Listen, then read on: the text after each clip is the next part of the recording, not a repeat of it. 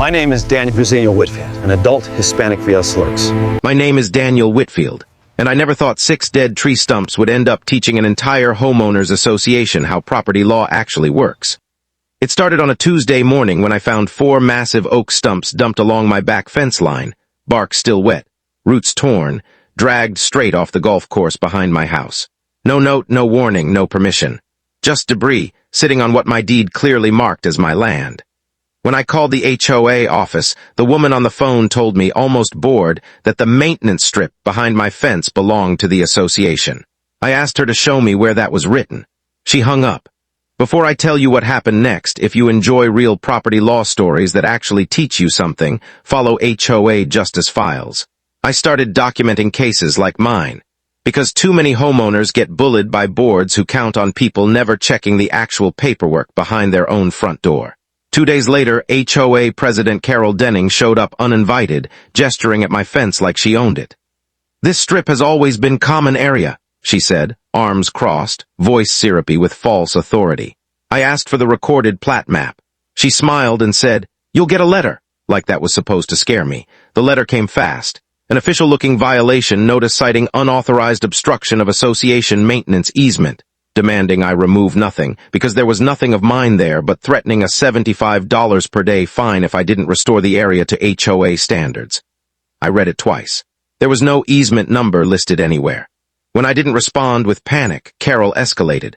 A second letter arrived, this one from the HOA's attorney, mentioning a potential lien against my home and a possible towing order for my landscaping trailer, parked legally in my own driveway. It was aggressive, official-sounding, and built almost entirely on assumption. Then came the site visit nobody approved. I came home to find board member Ray Holt inside my backyard, measuring my fence line with Carol standing behind him, clipboard in hand. No appointment, no notice, no consent. I asked them to leave. Carol said the HOA had implied right of entry. It didn't. The final escalation happened at the monthly board meeting. Carol placed my name on the agenda for a public fine vote, reading my address aloud to a room of 40 neighbors, framing me as the homeowner, obstructing shared community upkeep. I sat in the back row, calm, and simply asked to see the survey. Silence, nobody had won. That night I called Meredith Ockaffer, a real estate attorney who'd handled boundary disputes for 20 years. She didn't sound surprised. "Most HOA overreach," she told me, "survives only because homeowners never pull their own county records. Once you do, the story usually flips completely." So I started building my case, piece by piece, the same way any homeowner in this country legally can, not with anger, with paperwork. Meredith walked me through exactly what carries weight against a board that mistakes confidence for authority, and none of it required raising my voice once. First, the certified property survey. I hired a state-licensed surveyor who staked my boundary with an official seal. The result was unambiguous. My fence sat 11 feet inside my own property, and the maintenance strip Carol described didn't exist anywhere on the recorded plat. Second, the original deed and title history, pulled straight from the county recorder's office. My deed described the full parcel, stump pile included, with 0 carve-outs for HOA maintenance access. In over 40 years of recorded transfers, no prior owner had ever granted the association that strip of land. Third, the CC&Rs themselves, the covenants, conditions, and restrictions every homeowner signs at closing.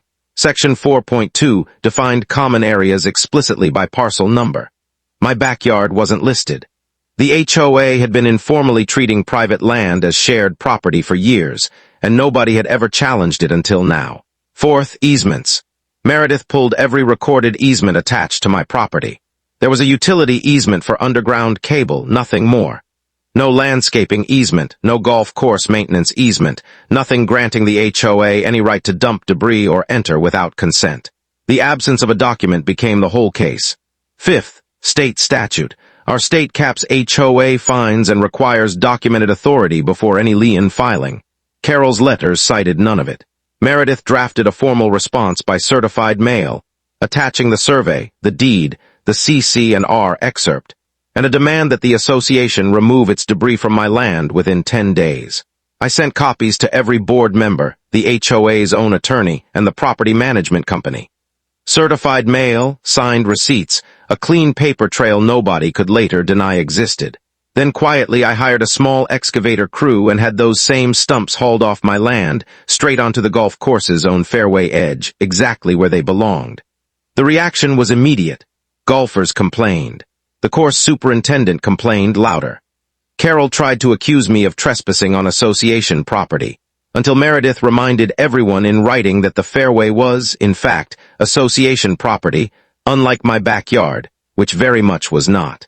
At the next board meeting, Carol's fine proposal was quietly pulled from the agenda before it ever reached a vote. Facing a documented certified mail trail, a licensed survey, and a real estate attorney copied on every letter, the association's own counsel advised the board to drop the matter entirely. It did. Here's what I learned, and what I want every homeowner watching this to remember. An HOA's authority is only as strong as its documentation. A confident tone on a violation letter isn't proof of anything.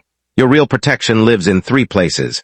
Your recorded deed, your CC&Rs, and a licensed survey, not in whoever sounds most certain on your doorstep. So, what would you have done with those stumps? Tell me in the comments.